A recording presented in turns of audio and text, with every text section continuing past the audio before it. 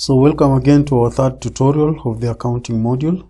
So last time we had seen how you can raise credit notes and how you can do some payments or customer payments, including even supplier payments. So that now we want to go to the next level where you can be able to check different areas on how you can be able to do the operations. Now like we have here the reversals. So from the reversals here, this one is you can see here we have indicated for you that debtors are debited and nominals are credited. So what happens here, these ones you are able to post some of the generic postings that you wanted, maybe your creditors to be liable to, or maybe your debtors are going to be liable. Now this includes things to do with some other charges, like let's say the bank charges or those commissions that somebody has deposited a check and then there are commissions, those commissions of small monies there. Who is going to pay for them? So what happens here is that you post these things, these generic postings here, so that to indicate like who was liable, of maybe if this is a customer, he's actually liable to pay these charges or bank charges incurred during the check deposits and all that stuff. So here you can say maybe details bank charges. Let's say bank charges. Bank charges, yeah. Then you can indicate amount. It could be like, let's say 1,000 shillings. Could be like 1,000 shillings. So this is just a posting that you indicate to show that maybe a client or a customer is liable for those, and then you can indicate even the check number here. If it is the check, you put the check number there, then plus those charges, and then you post it, so that within the system you are able to know, or these charges, you put them into your customer's account, so that he or she may be able to settle you out. Okay, so that he may be able to settle you out. So this is how you post. This is how you will post those reversals.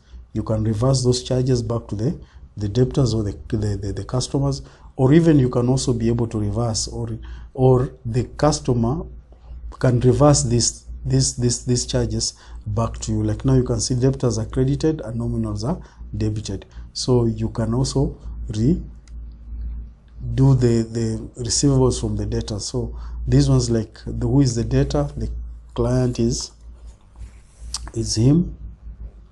Okay, so it is him, and then you indicate here this check number, and then you indicate the amount. This is the amount that was, and then you say, let's say if it is bank charges, and then you just save it. Okay, because you realize that there are some unnecessary charges. There are some of the charges that you may be incurring. You know, like for example, a customer has brought for you a check. You've gone bound the check, but there are those bank charges and those small bank charges and commissions and all that stuff from the bank. So who gets to pay for that? You know, so those are some of the things. If you incur that, then that is when you can do a reversal to the debtors account, so that when the debtors will be liable to be able to pay those charges. So if you come to this debtors account, and then you say it was him, so you are able to see like these charges, they have gone actually to the debtors account. Okay, they've gone to his account, and then they've gone to, so which means he is liable. If he has paid you, then that's fine. If he has not yet paid you, then that is also okay. It is still in his account, so they are able to pay you back. So you can reverse them and do that. So you can see even here bank charges, this thing is actually red in color, which means these are some of the charges that you incurred, some of So these are the charges that he's supposed to pay them. Okay, so like number of checks here, you see it's 1, some amount is 1,000 shillings. So those are some of the charges that he's supposed to settle you of that. So that is how you can do the transfers, or you can reverse these charges back to whoever is supposed to be, so that they make sure they settle. And it also prevents you from incurring unnecessary losses and all that. Likewise, even to the suppliers, you can also do the same to the suppliers also. Maybe the suppliers can also do that to you. Okay, you've given the supplier a check. There are those necessary charges. Maybe you never know. Some of the generic postings of different suppliers, like you can say here Armstrong. You've given Armstrong a check, but now there are those charges, bank charges, that Armstrong may not actually be able to settle. So you are the one who is going to pay Armstrong this cash. You are the one who is going to incur the cost of those charges. So you post those charges here.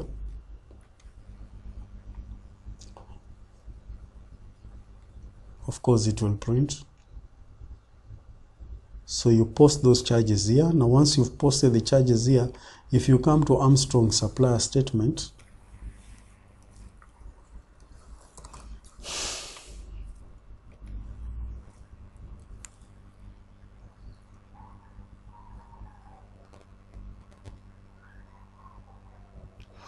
okay, if you come to supplier statements, then you're able to see these are some of the reversals you've done for Armstrong, which is 1,000 shillings there.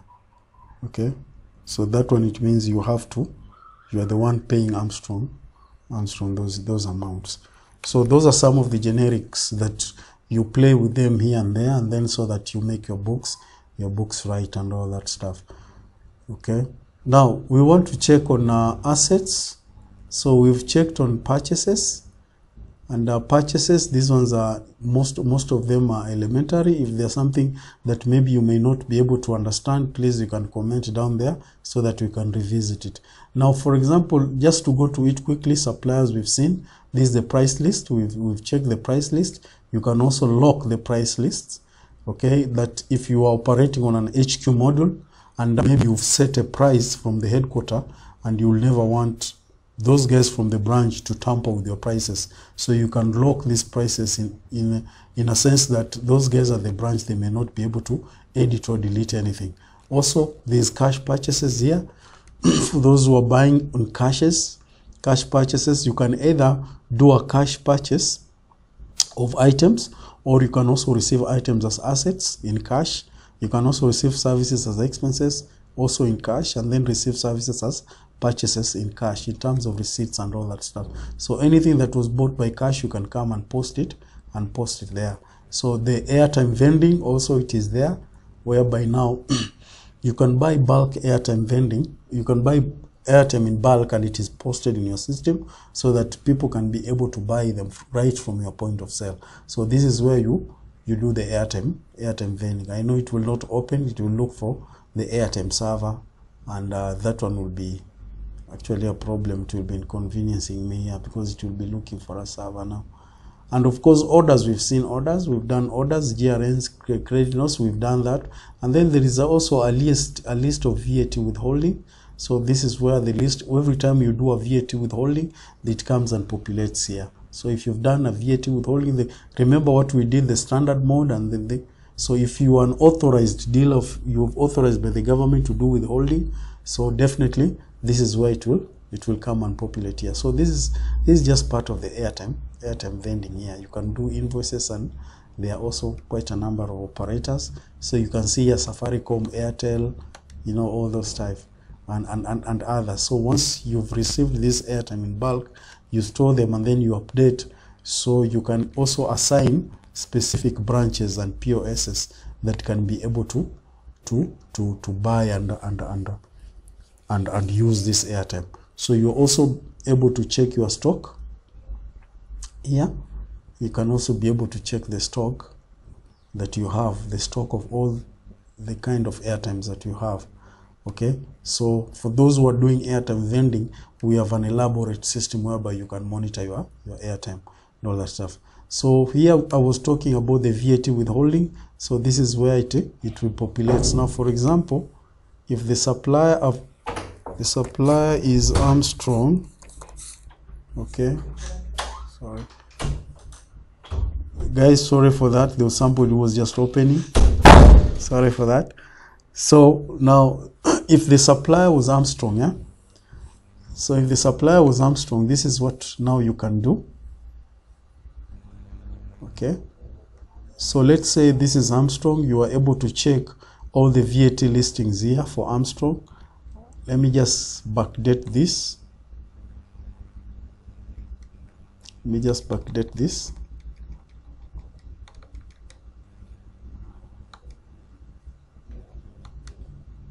Okay, now you can see the number of VAT that were withheld from this that is now Armstrong, the invoices and all that stuff that were populated here, and the amount that was raised and all that stuff. So these are some of the transactions that were done which VAT was withheld and all that. So they come and populate here per specific customer, supplier. You're able to check supplier wise and all that stuff. You can even print it if you want. You can do the printing here.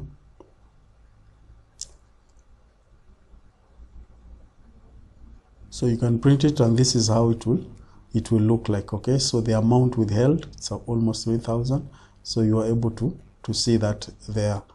Okay, so at the same time now we have this stock to expense.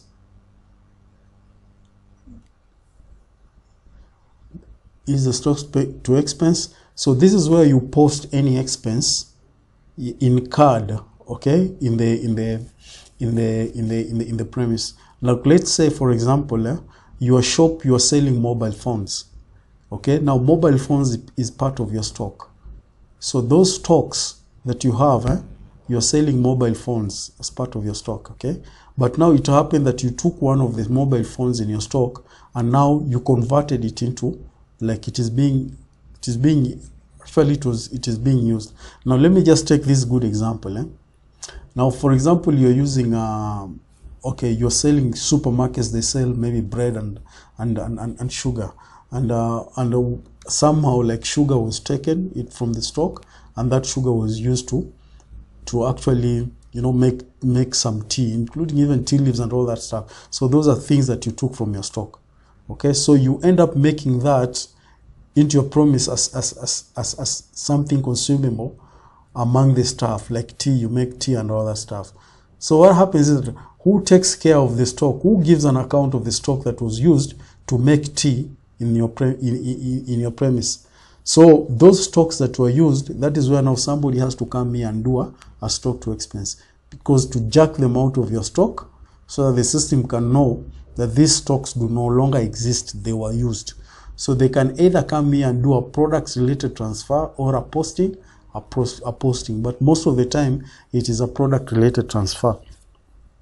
As far they just say okay. Once they say okay, he comes here and put the details here, and then put the kind of the expense account that was that product was used on. So let's say if it was miscellaneous, you can indicate miscellaneous there. Okay, that is a miscellaneous account. Okay, if it is a vehicle, you can indicate the vehicle number. Okay, you can indicate the vehicle number and then you punch in the item. So if it is in terms of other things like sugar, let me see, there are some other expenses that I have not indicated here. So let's say it is there are no other expenses here, but let me just use the packaging expense. So if I indicated the packaging expense, then it will show me which, like if it is sugar repackaging, whatever. So you can indicate that. So and then you can come here and just post that item. If it is sugar, we'll just search it here. Say sugar. So I would say maybe they use this 1 kg. Okay. So I would say 1 kg. Then that is it. And then when they do a saving, so that item will be removed. So of course they will select printer. I'll just say regular printer because it will print.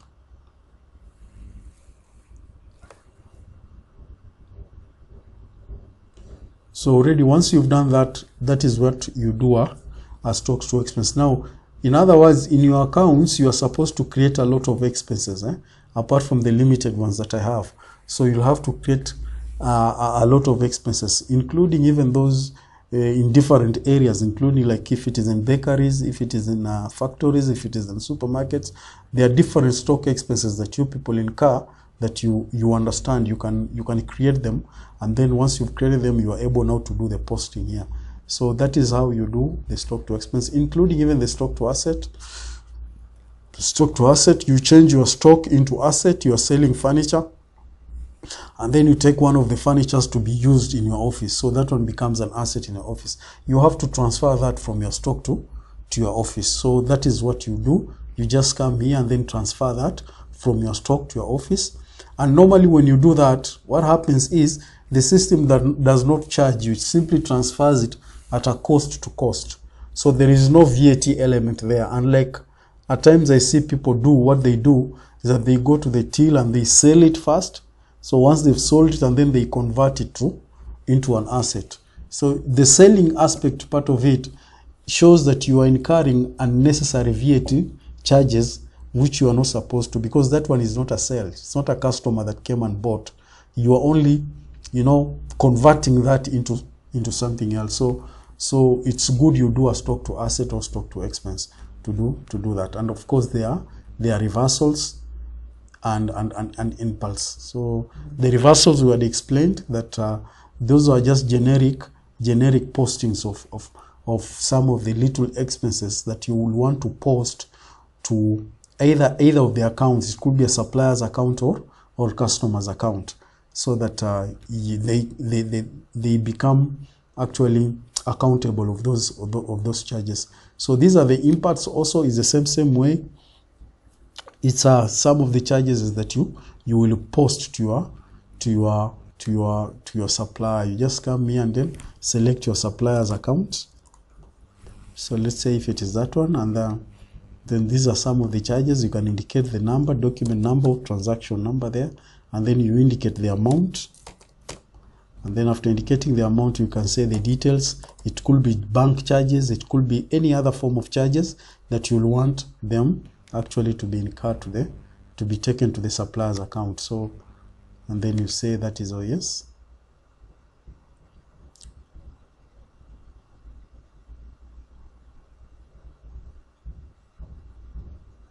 So of course that is what it is. Those are now impacts. It's just a posting of an expense or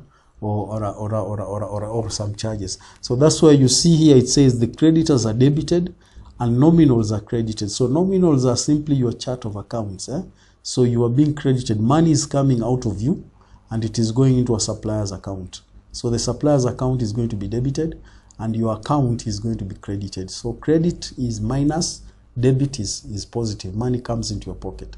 So that is what normally happens. So if you come to the supplier's statement here, and then you say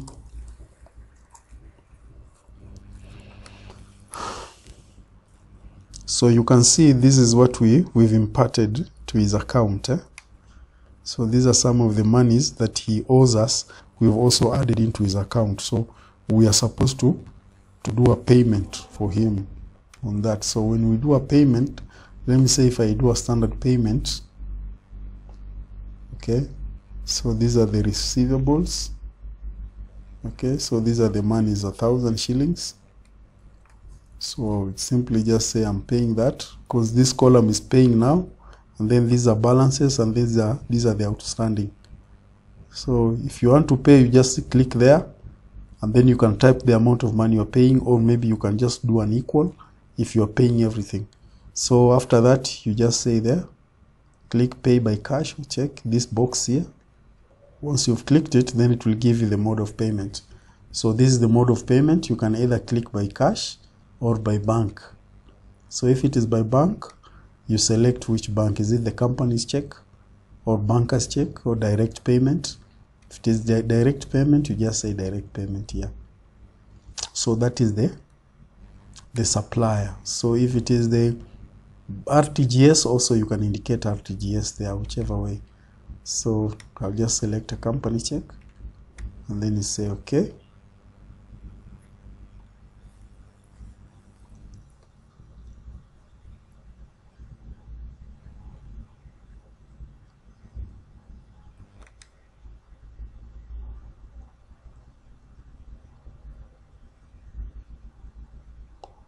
Then of course I say okay. So payment voucher for the cash, do you wish to print? I don't need to print it now, so I'll just leave it that.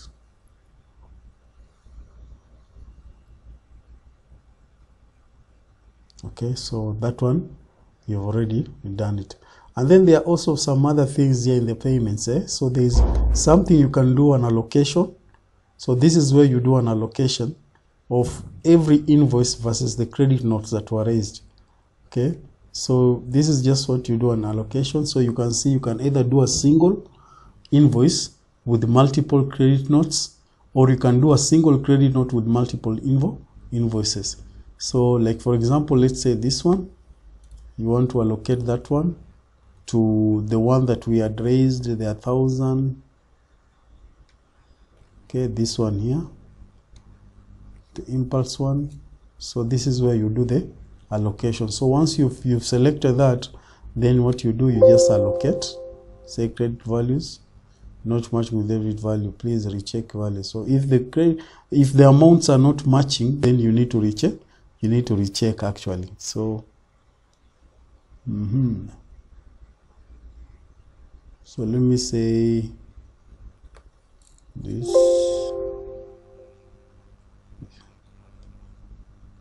Let's say this.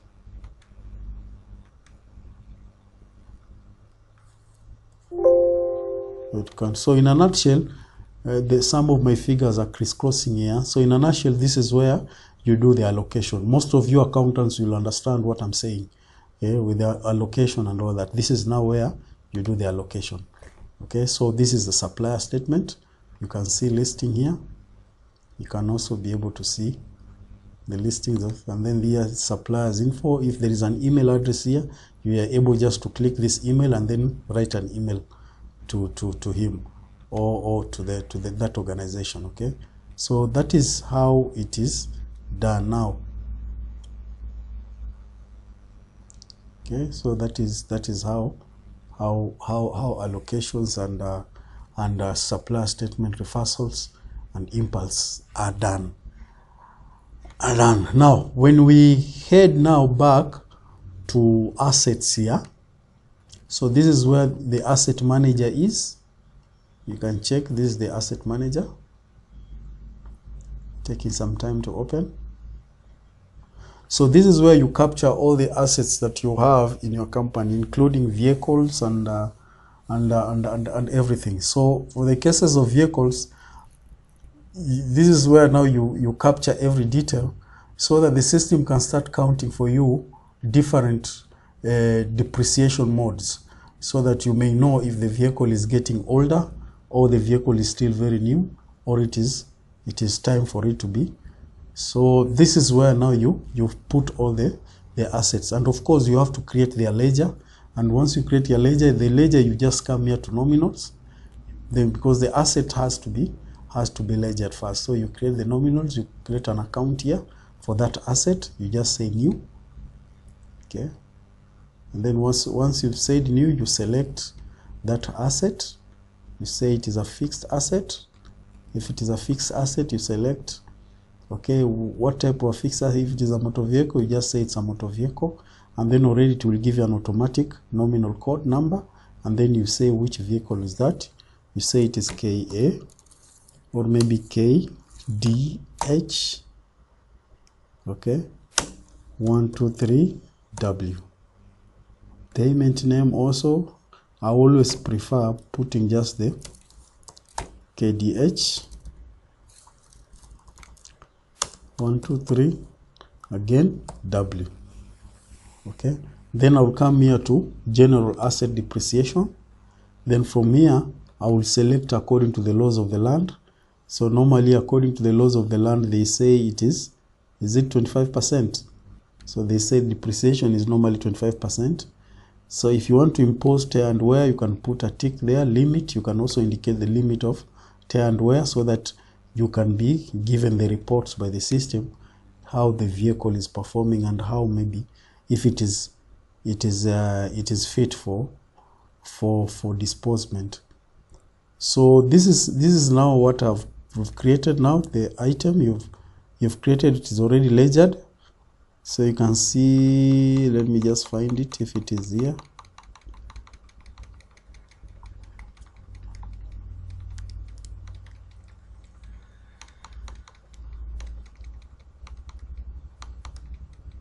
So here it is.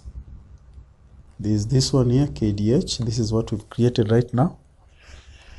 You can see that one. So that is it. So once you remember what you put here, you have to remember the name. Okay, if it is KDH 123W, you have to remember so that when you come to the fixed asset manager, this is where you create that asset. You say new. So once you've created the asset, then this is where you input that number KDH 123W. So this is where you input. You can input model number, manufacturers, whatever, and then the asset ID. You can input that number wherever. So because now we are still creating that, so what we will only do, we will say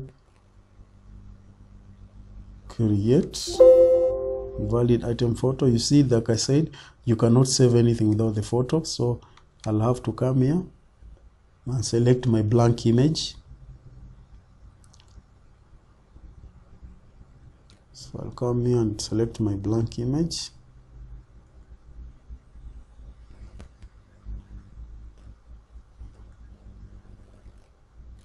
So there is my blank image. I'll just put it there and then come here and say create. Okay, so the asset has been created successfully. So I'll say yes. So that is it.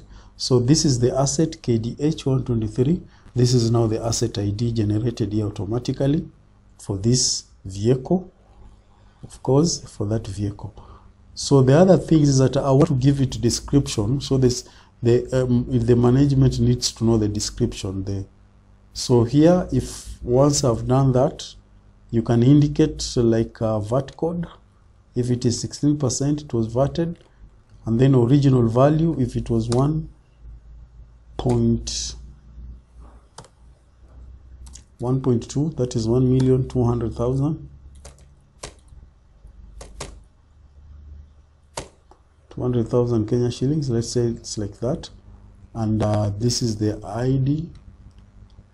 I will say search for the ID. So this is the ID. I'll say 1, 2, 6, 8, 9. I haven't created the asset ID yet. So what I will do, I'll just update this first. So once I've updated that, I'll come here.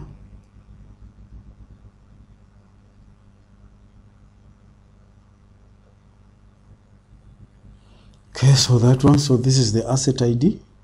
This is 1, 2, 3, 4, 5, 6, 7. So 7 zeros. Okay, so I'll come here again. So I can say here this one is nominal ledger asset control account not set. Nominal ledger control asset account not set. So this is not a property, it's a motor vehicle.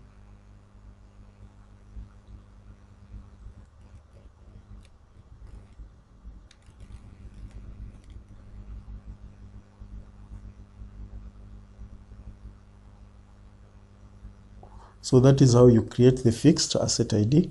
So I will also take you through this, how to create the nominal ledger asset control account. So that one I will show you, just a minute. And then this is where you indicate that, and then you can select the vehicle. So you say the vehicle type.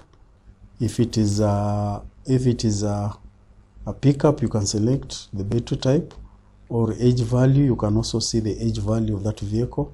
Like for now, I've just created a pickup one. So that is now the vehicle type. So this is KBH, KAH. Okay, so these are different vehicles, huh? This one was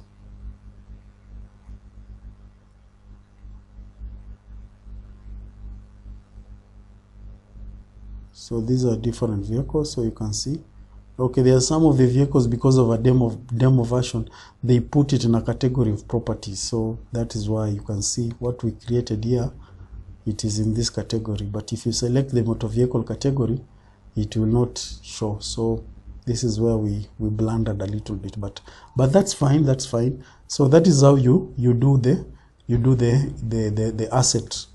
You capture your assets in the asset management. And then so there is this assets. Then once you do the ledgering, so you say here KDH 123. So this is the KDH 123. So you come here and say model number, we did not indicate. Fixed asset control, we did not indicate. So it needs to be indicated. So what do we do here? We come back here, the purchases, we say GRNS. Now we come back like as if we are buying this asset again. Huh? So you do GRNS. So once you've done the GRNS, and then you say receive item as asset quantity here. So once you've done receive item as asset quantity, then it's like we are buying this car. So you say put any detail here, and then I will say here KDH. So this one here, we'll indicate it there. So you can see here asset control account, it's not there. Why? Because I have not given myself rights of that control account. So I need to go back and give myself rights of that control account. So I'll come setup there.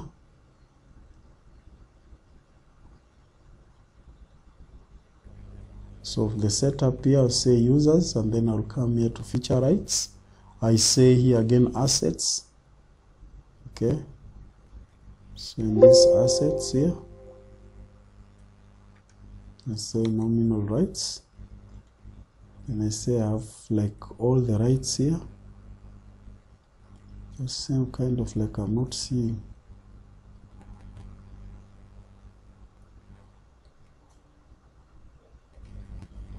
And rights, then I have no assets, then branch assets. Oops. So there is what we call nominal rights here. Seems like I have all the rights, because the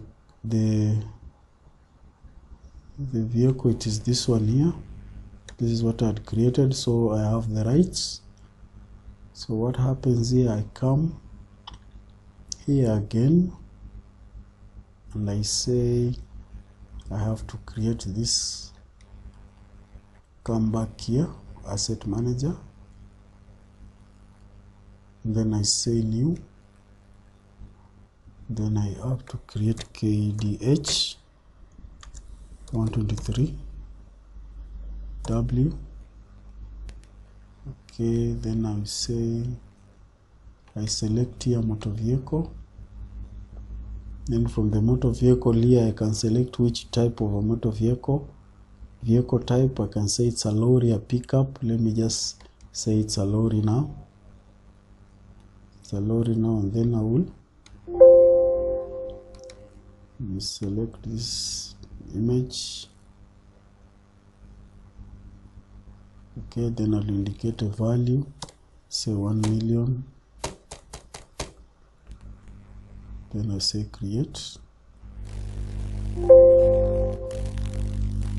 The new asset has been successfully added to the system, so I would say okay.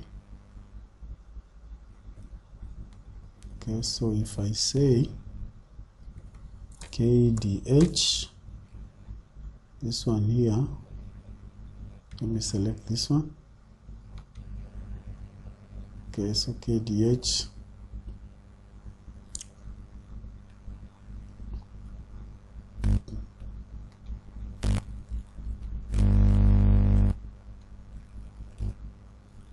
so this one is nominal ledger asset control account. Nominal ledger asset control account. So here we say KDH. Okay, nominal ledger control account. So we'll come to this. Say if it appears here, KDH. So you can see it's just a matter of playing around as the system the system is directing you, of course. So you can never actually do wrong, because where you are missing, the system will always just show you this is what you are missing. So you can see nominal ledger, this is now the KDH asset control account. So I will come to here, so and then I'll say new. I will not say new, I'll just look for this asset here. So I will just come to 14, and there it is, this one here, and then I will edit it.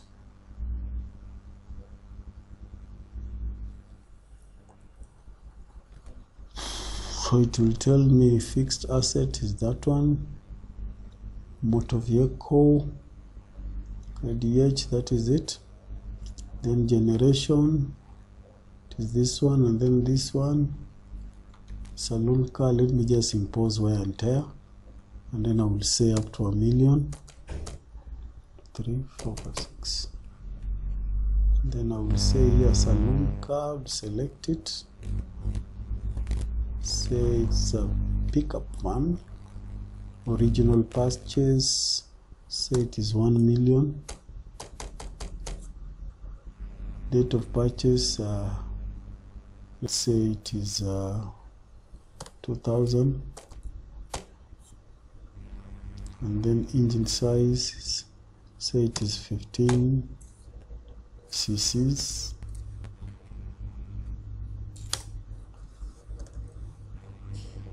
This I will indicate that. So that one I've indicated it, so I think it will pick now. So you come here and say asset manager, say new, say KDH 123W.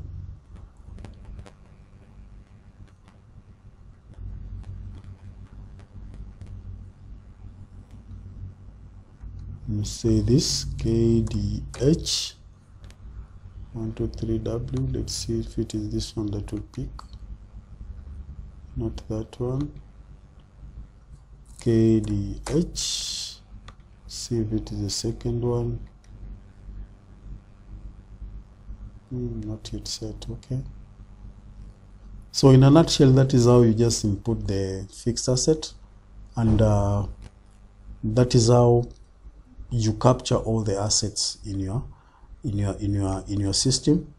So when you come here, you do the ledgering. So ledgering, which means the assets have to be identified, and then here, from here, you can do the tracking. Okay, you can do the tracking of each and every asset, because each and every asset has an asset ID.